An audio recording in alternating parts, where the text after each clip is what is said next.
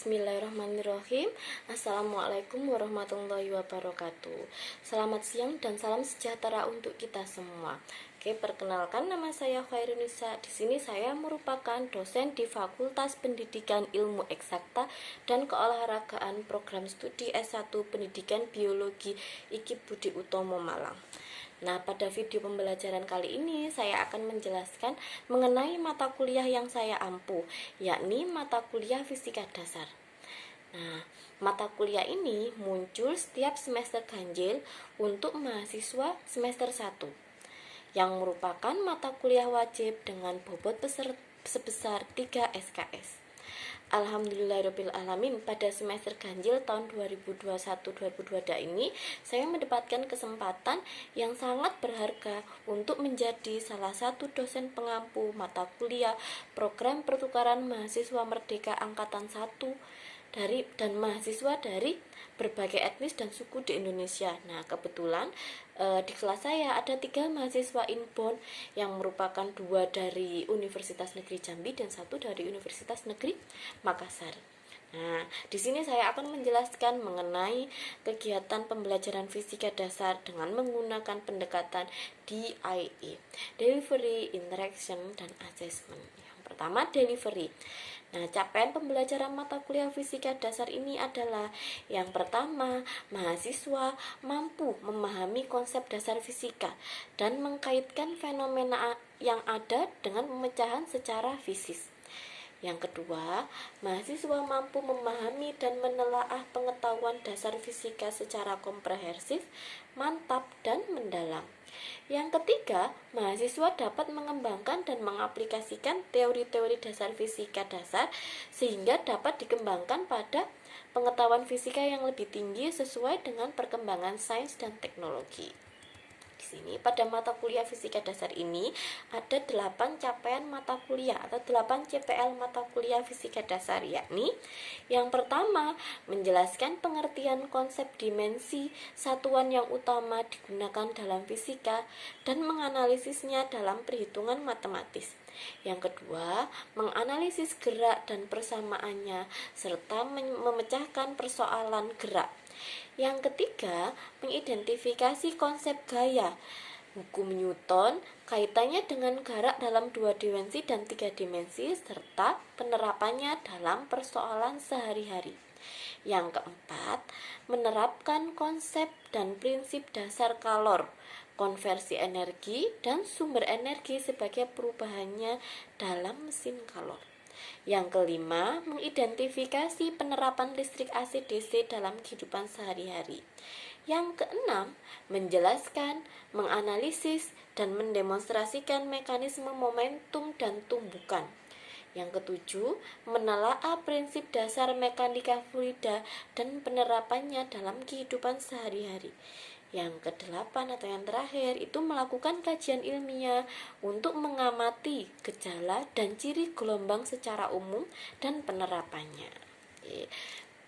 Jadi itu capaian pembelajaran fisika dasar. Yang kedua, pendekatan interaktif. Nah, pendekatan interaktif ini merupakan interaksi antara saya dan mahasiswa seperti bagaimana. Dikarenakan pandemi COVID yang sampai sekarang masih belum selesai, untuk perkuliahan di kampus kita atau di IKIP Budi Utomo Malang masih menggunakan sistem daring dengan menggunakan pendekatan cara belajar mahasiswa aktif atau biasa kita disebut student center learning. Nah, di sini saya hanya sebagai fasilitator saja. Di sini dosen hanya bertugas sebagai fasilitator. Pembelajarannya tatap maya, dan pada proses perkuliahan kita di institusi kita ada LMS-nya, yaitu menggunakan siakat akademik dan Edlink. Nah, pada Edlink ini fiturnya sudah lengkap sekali. Ada beberapa fitur seperti yang pertama, pembagian materi termasuk RPS. Sesi pembelajarannya ada absensi, tugas, kuis, live conference, Zoom, dan dilengkapi dengan laporan kegiatan mahasiswa. Nah, di sini pada perkuliahan fisika dasar saya menggunakan WhatsApp group sebagai salah satu alat komunikasi utama antara saya sebagai dosen dan mahasiswa saya sebagai selain itu, sebelum dimulai perkuliahan secara live conference atau Zoom, saya selalu mengunggah materi yang akan didiskusikan pada saat live conference nanti. Dan tentunya mahasiswa dipastikan sudah tahu atau sudah bisa melihat setiap minggunya materi-materi apa saja yang akan didiskusikan dari LMS tadi, di editing tadi. Persesinya sudah dijelaskan tiap dosennya. Jadi nanti mahasiswa sudah tahu jadwal perkuliahan minggu ini materi apa, begitu sudah apa, karena sudah diupload oleh tiap-tiap dosen pengampu di awal perkuliahan. Selain itu, saya juga sering menggunakan YouTube sebagai salah satu media untuk ilustrasi mahasiswa di awal pembelajaran. Karena memang perkuliahan masih belum tatap muka, jadi seringkali beberapa fenomena fisika saya hadirkan dari ilustrasi yang ada di YouTube. Yang ketiga, pendekatannya yaitu asesmen atau penilaian. Nah, pada penilaian di IKIP Budi Utomo Malang juga sudah terkonsep atau tercantum pada LMS atau syakat kami. Dan pastinya ini sudah disampaikan kepada mahasiswa di awal perkuliahan pada saat kontrak kuliah dengan 4 penilaian, yakni yang pertama kehadiran sebagai sikap atau penilaian afektif, yang kedua tugas, proyek, kuis, presentasi sebagai penilaian psikomotorik, yang ketiga UTS dan UAS sebagai asesmen kognitif. Nah, untuk per slide-nya bisa dicek ini. Untuk kehadiran atau kehadirannya 20%, tugas, proyek, kuis, dan presentasinya 40%, UTS dan UAS untuk UTS 15% dan UASnya 20%, 25% sebagai penilaian kognitif. Dan tentunya pada perkuliahan mata kuliah fisika ini ada poin plus-plus buat saya. Poin plus-plus itu dari mana, Bu? Nah, poin plus-plus itu dari keaktifan dari tiap mahasiswa ketika perkuliahan. Nah, ketika perkuliahan kan seringkali saya memberikan contoh soal, seringkali saya mengadakan diskusi, tanya jawab. Nah, mahasiswa yang aktif menjawab dan mahasiswa yang mau mengerjakan contoh soal atau bisa itu akan mendapatkan poin plus-plus yang akan jadi pertimbangan untuk tambahan nilai pada saat di akhir nanti gitu. Oke, terima kasih. Berikut cuplikan proses pembelajaran mata kuliah fisika dasar pada subtopik gerak lurus dan gerak lurus beraturan. Mari kita simak. Terima kasih. Assalamualaikum warahmatullahi wabarakatuh. Oke, Assalamualaikum warahmatullahi wabarakatuh. Selamat sore. Sore, Bu. Oke, hari ini senang sekali saya bisa berjumpa lagi dengan kalian. Nah, tetap ya mata kuliahnya kita di mata kuliah fisika dasar. Nah, kita sedikit review mengenai materi minggu kemarin ya. Minggu kemarin kalian sudah belajar mengenai dimensi dari besaran pokok dan besaran turunan. Ya, tugasnya sudah dikerjakan ya. Sudah, Bu, sudah. Sebagian sudah saya cek di Edlink. 80% sudah benar semua, tinggal 20% ada yang penulisan dimensinya masih salah. Nanti dibenarkan dulu ya. Oke, sebelum lanjut ke materi hari ini, ada baiknya kita berdoa dulu. Yuk kita berdoa menurut keyakinan kita masing-masing ya. Berdoa dimulai.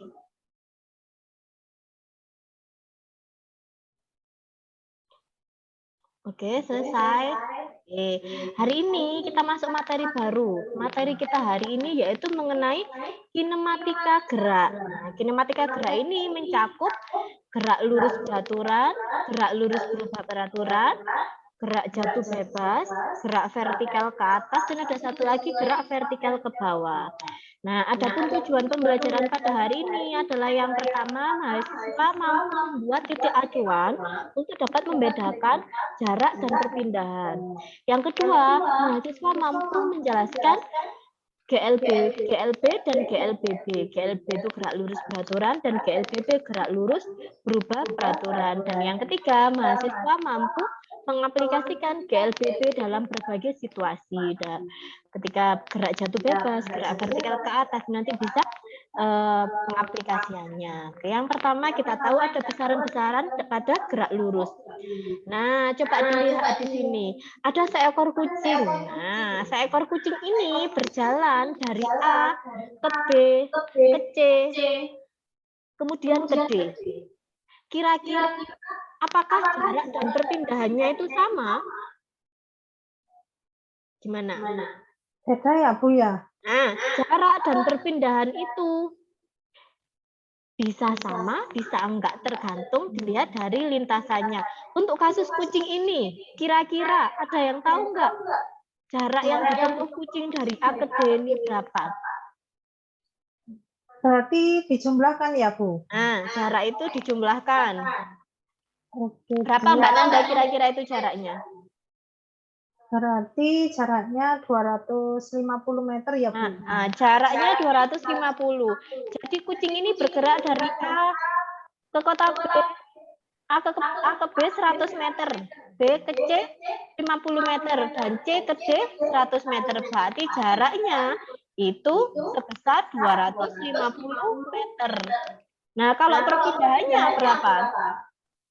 Perpindahan itu kita lihat dari posisi awal ke posisi akhir. Nah, posisi awalnya kucing itu ada di titik A, dan posisi akhirnya di titik B. Berarti perpindahannya berapa?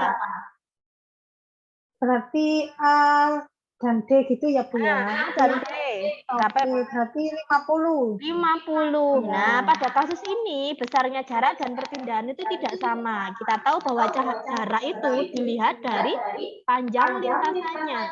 Kalau perpindahan hanya dilihat dari titik awal dan titik akhir. Nah, sekarang kalau misalkan cuma kucingnya dari A ke B, perpindahan sama jaraknya sama apa tidak?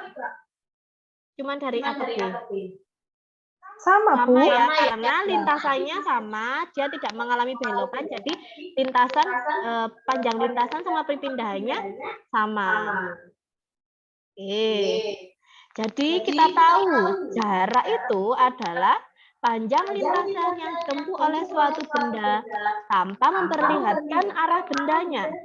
Kalau perpindahan itu perubahan kedudukan suatu benda yang ditinjau dari keadaan awal dan keadaan akhir dengan memperhatikan gerak benda.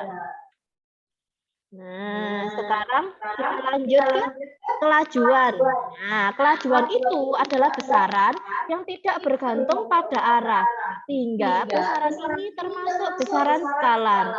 Nah, untuk kelajuan rata-rata didefinisikan sebagai hasil bagi antara jarak total yang ditempuh dengan selang waktu untuk menempuhnya. Nah, jadi kelajuan rata-rata itu jarak tempuh per waktu, atau bisa dianotasikan V rata-rata itu S per T. Nah, kalau kelajuan sesaat itu kelajuan pada saat tertentu atau T-nya itu sangat kecil. Sekarang lanjut ke kecepatan. Kecepatan itu apa? Kecepatan itu adalah besaran yang bergantung pada arah, sehingga kecepatan itu termasuk besaran vektor.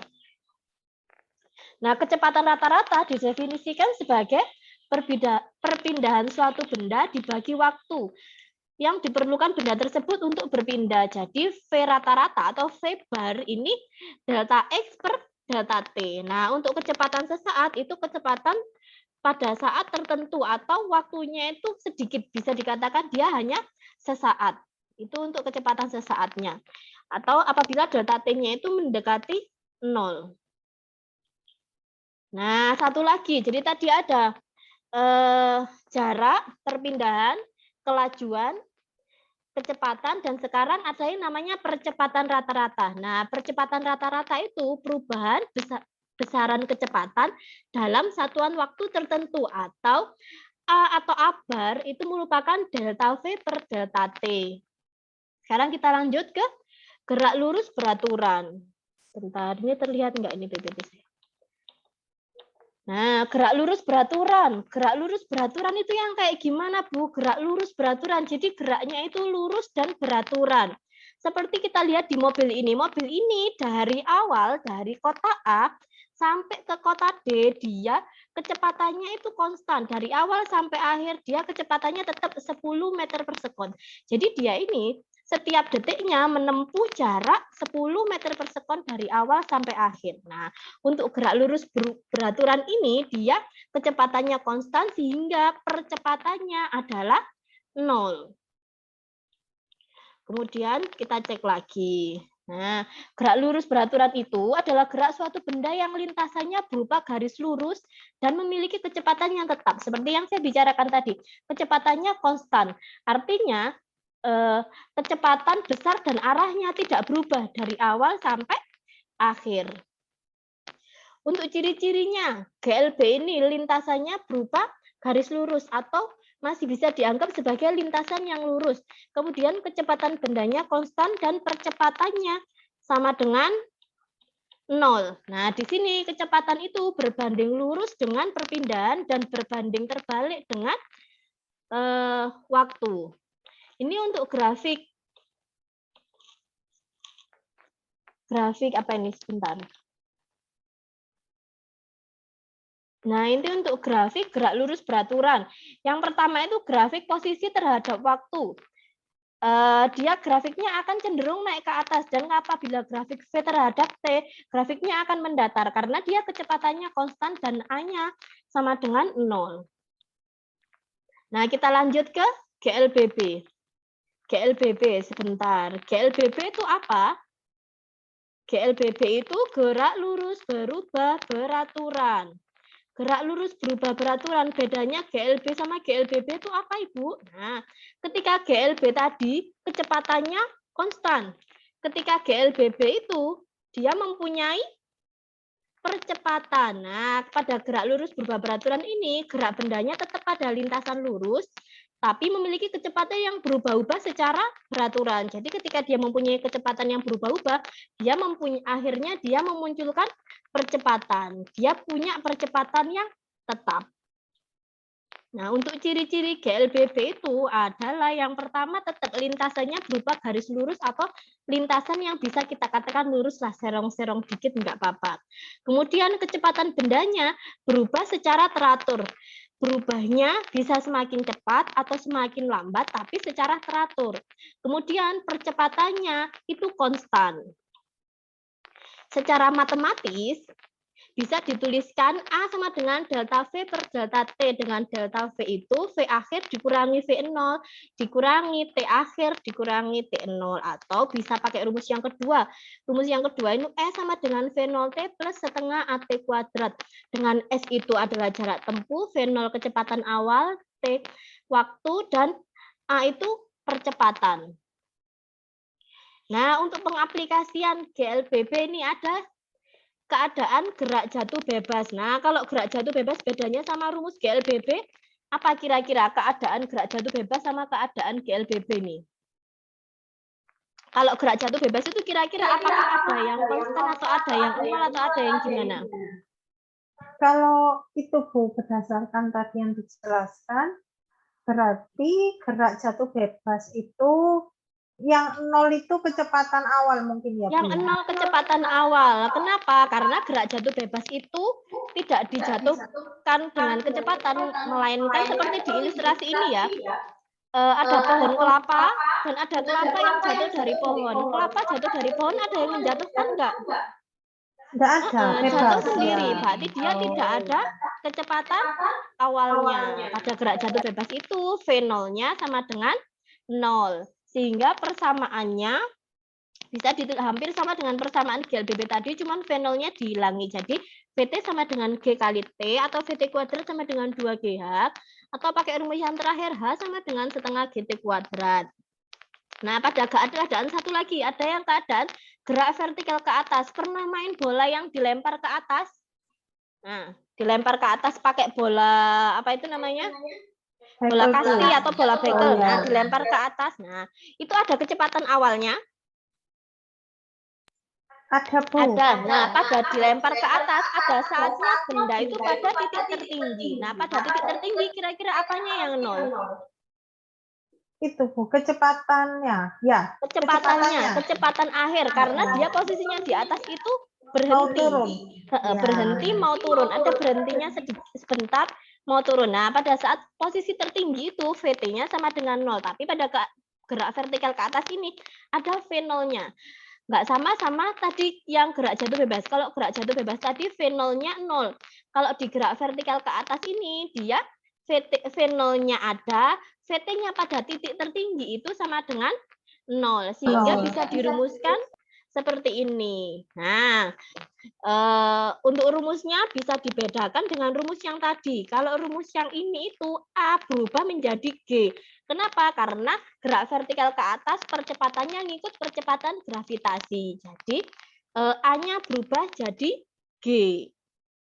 Nah, untuk di sini, nah itu yang di kedua ini, benda berada pada ketinggian tertinggi, kecepatan bendanya bernilai 0, sehingga Hmax-nya sama dengan V0 kuadrat plus 2G. Dan yang ini yang terakhir, gerak vertikal ke bawah. Gerak vertikal ke bawah ini hampir sama dengan gerak jatuh bebas. Cuman pada gerak jatuh bebas itu tidak ada kecepatan awalnya. Kalau gerak vertikal ke bawah itu, kecepatan awalnya ada nggak? Ada. Karena kita lemparkan benda dari atas ke bawah. Ke bawah. Jadi pada gerak vertikal ke bawah ini V0-nya ada, VT-nya ada, sehingga didapat rumus yang hampir sama kayak rumus GLBB tadi dengan A diganti G. Cuman di sini G-nya positif. G-nya positif karena G-nya searah dengan arah gravitasi bumi. Oke, itu sedikit penjelasan dari saya. Yuk coba kita lihat ada satu contoh soal ya. Let's do it. Oke, di sini ada sebuah sepeda motor dari keadaan diam kemudian bergerak sehingga setelah 20 detik kelajuannya menjadi 72 km per jam. Maka percepatan motor itu berapa? Nah, ini materi GLB. Coba dicek, coba dihitung. Di situ kelajuannya satuannya masih kilometer per jam. Untuk kilometer per jam dirubah dulu ke meter per sekon. Kira-kira jawabannya yang mana? Ada yang bisa tahu? Sebentar, saya hitung dulu Bu, nyoba Bu ya. Ya. Oke, berarti kalau percepatan ini yang dicari berarti A ya Bu ya. A. A sama dengan V per T gitu ya Bu ya. Saya hitung dulu. V per T, V-nya dicari. Ya. Ganti satuannya. Oh ya ya ya. Berarti 72 km per jam itu diganti meter per sekon ya Bu? Iya. Oke, sebentar Bu. Oh iya, jadi itu Bu yang C Bu jawabannya. Yang C, oke. Di situ kita tahu, diketahuinya itu T-nya 25 sekon ya. Kemudian kelajuannya atau V, V-nya itu 72 km per jam, kita rubah menjadi meter per sekon. 72 dikali 1000 per 3600 ketemu 20 meter per sekon ya.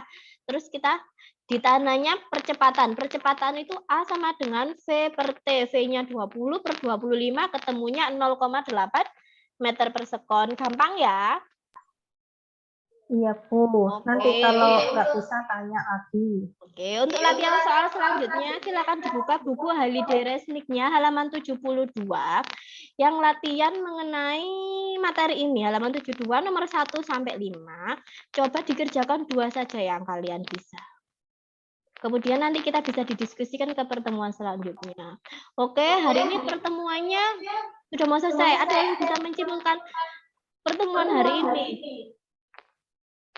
Hari ini kita sudah belajar apa saja tadi? Yang pertama, kita belajar mengenai bedanya jarak sama perpindahan. Kalau jarak itu lihat panjang lintasannya, kalau perpindahan itu dilihat dari titik awal dan titik akhirnya.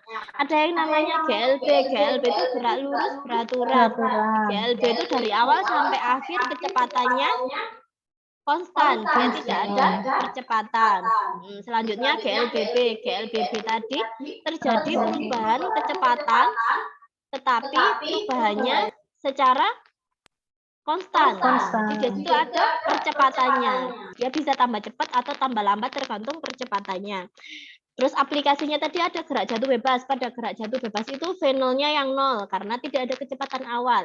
Terus pada gerak vertikal ke atas itu kecepatan pada titik tertinggi itu yang nilainya VT-nya sama dengan 0 dan pada gerak vertikal ke bawah V0-nya dan nilainya VT-nya juga semakin ke bawah semakin besar karena arahnya searah dengan arah gravitasi. Oke, itu saja materi yang bisa saya sampaikan pada sore hari ini. Jangan lupa pertanyaan tadi dikerjakan ya. Kalau ada pertanyaan bisa di-share di grup agar nanti bisa sharing bareng-bareng mana yang tidak mengerti bisa dijelaskan, barangkali ada temannya yang sudah mengerti, jadi bisa saling memahami begitu ya. Iya, Oke, Bu. perkuliahan saya akhiri ya. Kita jumpa lagi minggu depan. Jangan lupa pekerjaannya dikerjakan. Terima kasih. Assalamualaikum warahmatullahi wabarakatuh.